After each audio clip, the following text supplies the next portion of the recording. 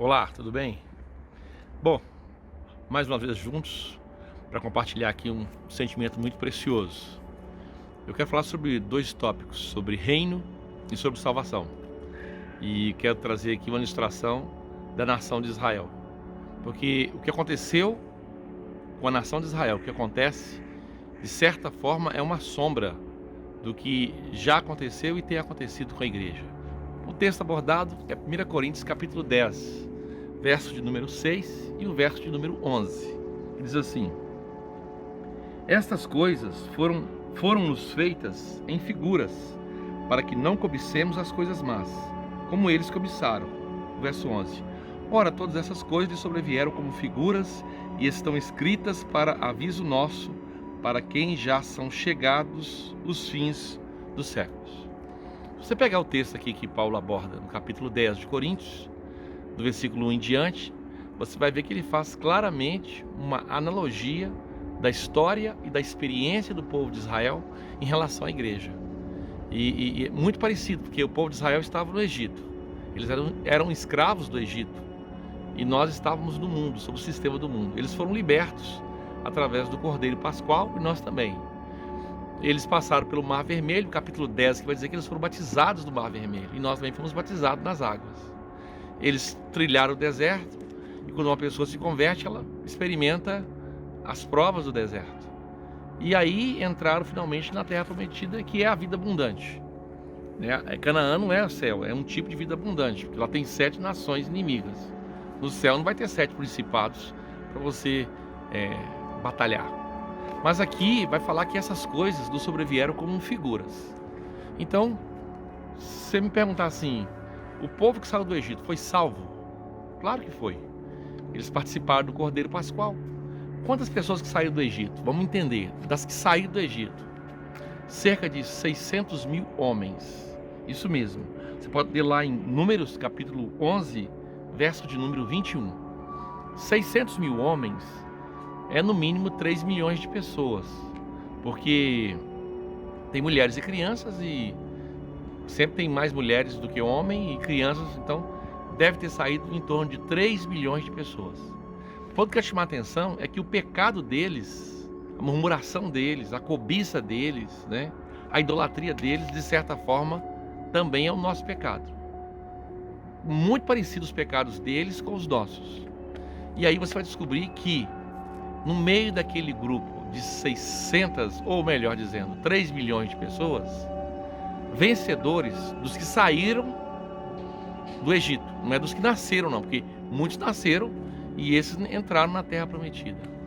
Então, desses que saíram do Egito, apenas Moisés, Josué, Caleb e podemos chamar assim de Eleazar, talvez Finéias. Eu tenho minhas dúvidas em relação a Finéias. Um total de 5 pessoas. Se você pegar 5 pessoas para 3 milhões, dá um total de, a cada 600 mil pessoas, uma pessoa. Eu preguei uma vez na igreja e falei sobre os vencedores, aqueles que vão receber coroa, que vão reinar com Cristo, que gastam a sua vida para Cristo. E eu falei para pessoas assim que era a cada 10 mil pessoas, uma. Eu estava muito errado.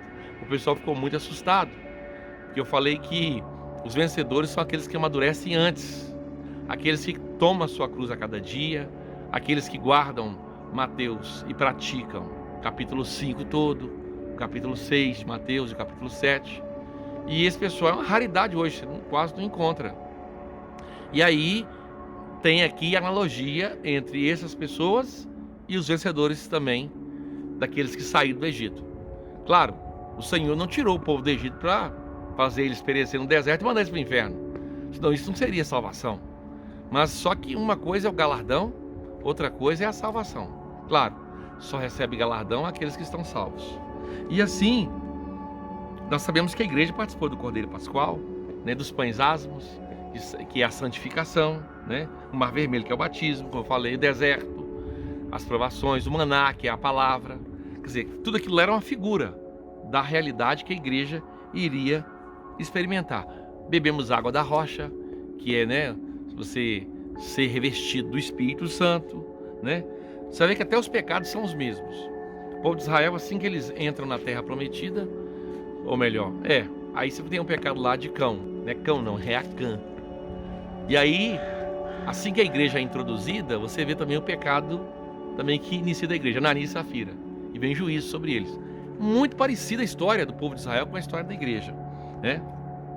E aí a Bíblia fala lá em Coríntios, olha que coisa interessante, capítulo 10. Vamos ler o versículo do 1 em diante, ó. Ora, irmãos, não quero que ignoreis que nossos pais estiveram todos debaixo da nuvem, todos passaram pelo mar, e todos foram batizados em Moisés, na nuvem e no mar, e todos comeram de uma mesma comida espiritual, e beberam todos de uma mesma bebida espiritual, porque bebiam da pedra espiritual que os seguia, e a pedra era Cristo. Mas Deus não se agradou da maior parte deles, por isso foram prostrados no deserto. E hoje é a mesma coisa, né? Você vê que Israel começou bem, a igreja começou bem, mas a tendência da igreja é, infelizmente, cair cada vez mais na decadência. Porque poucas pessoas gostam da Bíblia. Por exemplo, um estudo igual esse aqui, você já desligou o vídeo já. Quer saber de ouvir, não. Isso aqui é coisa de curiosidade, que vai mexer com as emoções, monstros. Mas a palavra ali, para ser ensinada, para ser aplicada, para ser observada, né, entendida e trazida para a realidade, infelizmente são poucas pessoas que querem fazer isso. Tá certo? Nós estamos aqui no Monte das Oliveiras, e aí pousou aqui um pássaro, vocês podem ter ouvido aí, mas eu creio que ele não vai atrapalhar a gente não. Então vamos lá.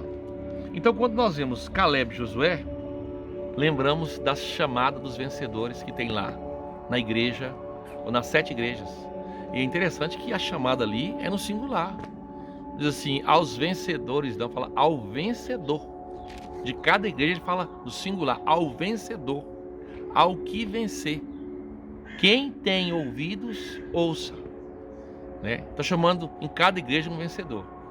E isso, como é que eu posso dizer? Porque é a realidade, porque as pessoas não querem ouvir mais a palavra, né?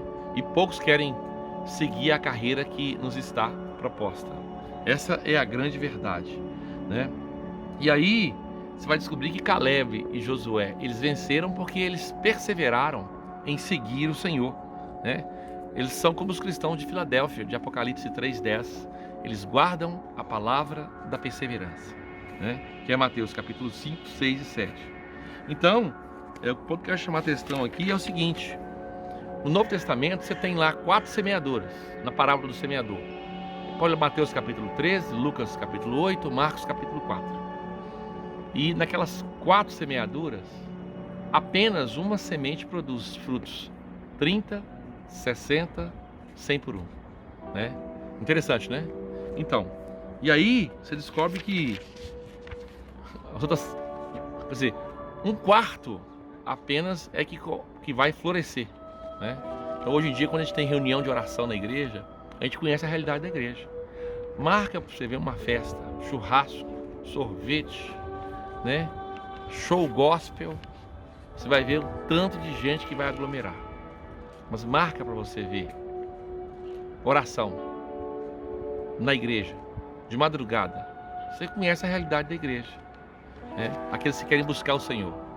Poucas pessoas, infelizmente, né? E então, eu falei 1 a cada 10 mil. Se for olhar a proporção de Israel, é 1 a cada 600 mil. Por isso você vai falar assim, pastor, eu estou olhando nas igrejas aí, eu não estou encontrando ninguém que, se der o rosto, um lado vai dar o outro lado, né? Se alguém pedir para andar 1 milha, vai andar 2. Se alguém pedir a veste, vai dar a túnica também. Não estou vendo não. Perdoar 70 vezes 7, não estou vendo não. Pois é, porque é 1 a cada 600 mil. Mas o Senhor nos chama para vencer, para reinarmos com Ele. E os vencedores são aqueles que vão receber coroa. Coroa para reinar. Tá certo? Bom, esse é o sentimento que eu queria compartilhar aqui hoje. Deus te abençoe grandemente e até o próximo vídeo.